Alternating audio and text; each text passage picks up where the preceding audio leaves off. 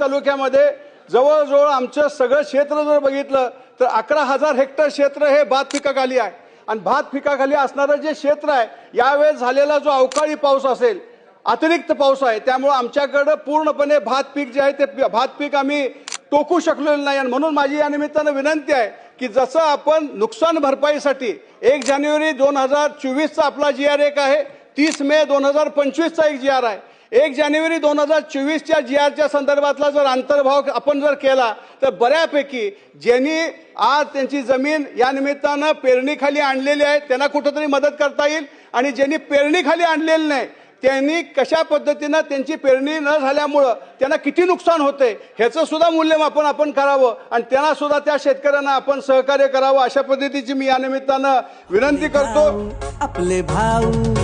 सत्यजित देशमुख भाऊ आपले भाऊ